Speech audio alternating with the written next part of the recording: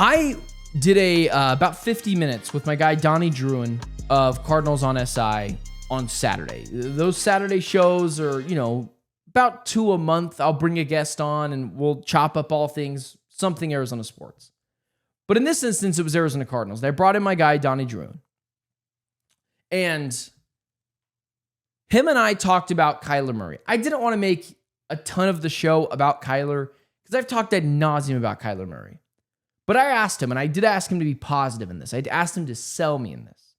I didn't ask him to fanboy it. I asked him to tell me exactly why he thinks it's going to be different this year for Kyler Murray. And I've got to be honest with you. If you're asking the question, why is it going to be different this year with Kyler Murray? Why is he not going to be just a 12-week quarterback? Why is he not going to fall off the cliff? Why is he not going to fall off a cliff after week 12 or whenever their bye week is? I don't have an answer for you.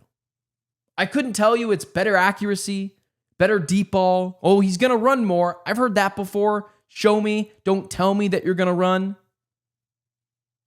The only thing that has me believing that this year will be different with Kyler is continuity. And I'm not breaking any news with that. I've always kind of thought that. My guy Donnie Druin from Cardinals on the Side came on the show. It's a really good 50-minute easy listen. You should go do that. The only reason why it could be different this year with Kyler is consistency. Drew Petzing, still the OC. They're returning pretty much every starter outside of Will Hernandez. It's year 2.5 with Drew Petzing's offense. And that's the only reason you should believe. With consistency, an easy schedule, a plethora of weapons around you, a defense that's gotten better, that's the only reason. It's consistency and raising the floor of this Cardinals team. Kyler Murray is not going to turn into a top 4, top 5 quarterback year 8, or I guess I should say year 7 into his NFL tenure. It's just not happening. We have to be honest about the situation. I, for a long time, believe Kyler at his best is a top 6, top 7 quarterback in the NFL. He has not shown me through 7 years that is absolutely true. So this year, it's about winning a playoff game, getting there and looking good in a playoff game. And my guy, again, Chill Peasy in the chat with the donation. I appreciate you, man. Faith is a hell of a drug, and K1 we trust. I don't necessarily disagree. It is all just copium and hopium at this point with Kyler. We've seen it through 7 years. He's the same guy. It's really good for 10 weeks, especially against subpar competition. And he's in the lower end of tier 2 quarterbacks until he shows us real consistency. Then we can move him up that ladder. But the days of thinking you potentially have the next Mahomes or Allen or Jackson or Burrow, it's just not the case. There's an actual recipe of how to succeed with someone like Kyler Murray and the skill set of Kyler Murray. It's what the Eagles did. Load the deck around you, put a bunch of weapons around him, make sure the defense is able to stop the opposing team from getting 30-plus points a game, and let Kyler rip it. Run the ball, hit the occasional play-action shot downfield. That's what makes sense for Kyler. But it's just consistency. It's just with Drew Petzing, with the weapons he has outside of Will Hernandez, can he be a better version of himself? And I do think there's a world where if Kyler Murray runs more, he throws less boneheaded interceptions. He's going to throw a couple of bad interceptions. But can he throw less boneheaded interceptions? Then Kyler Murray can be a guy who can win you a Super Bowl. Not him being the main focal point, but can he be a guy? However, if you're talking about Kyler just transforming into a top 6 quarterback in the NFL, I've got a bridge in Brooklyn to sell you. It ain't happening.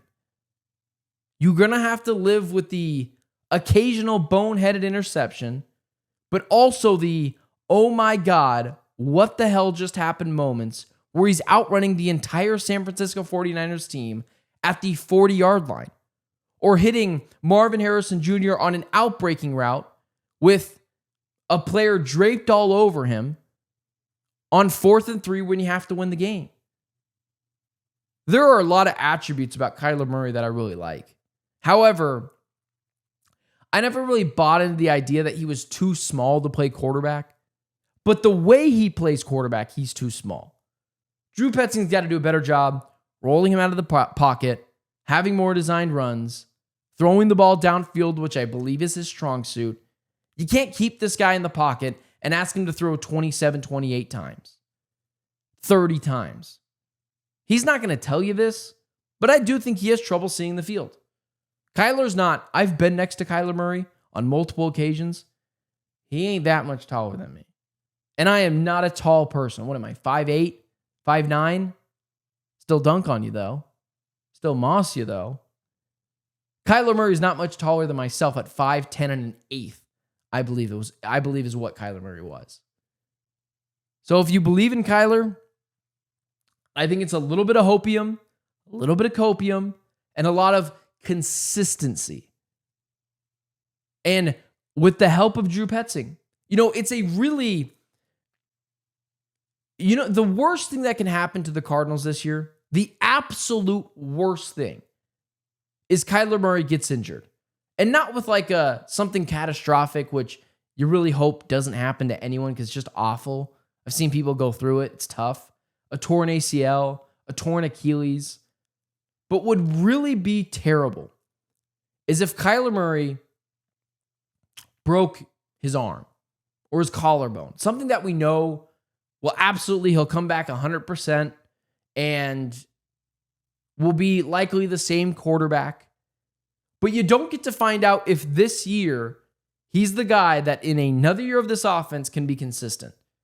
The worst thing you can happen, or the worst thing you can have, is a year where Kyler Murray is out for 10 games and misses the season halfway through. Because then we don't get to evaluate what Kyler Murray has. I believe the coaching staff is like, well, we got to run it back. He wasn't injured last year. And that can't be the case. The best thing that can happen is Kyler Murray is consistent. Drew Petzing adapts the offense around him a little bit better than last year.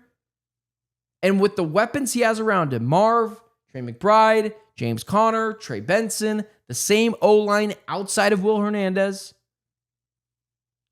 can he be a better, more consistent version of himself? Because the difference between Kyler and top 10 quarterback talk is, can you just be good after week 12? Can you play in a playoff game? Because what I don't want to do is get stuck in quarterback purgatory, quarterback limbo. And although I do think Kyler's going to be back next year because of the fact that he's got an enormous cap hit over the next couple of seasons, as well as I just don't think there's a lot of better options outside of Kyler. This year, there's kind of an unknown to this season. Like, I could see the Cardinals. Seriously, I know you guys are just going to think I'm being crazy, but I could see the Cardinals making the Super Bowl, making the conference championship game, because the NFC is so bad, the Cardinals' schedule is so easy, and I think the Cardinals' depth and roster is really good. However, on the flip side, I could see them missing the playoffs.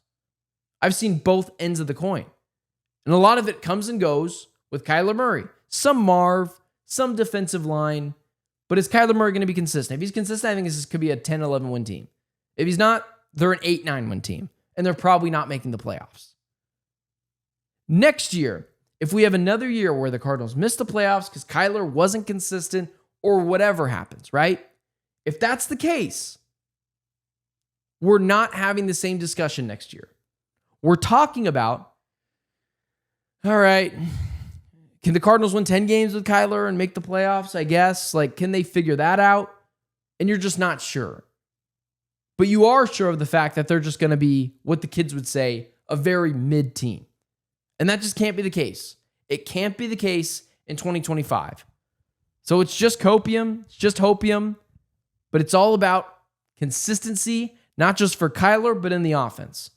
Same offensive coordinator, same weapons, same offensive line, same running backs, and then a better defense. And you roll the ball out and see where the chips land. And it might work out really well. But if it doesn't, you're probably stuck in quarterback purgatory. And that's an absolutely terrible place for any team to be.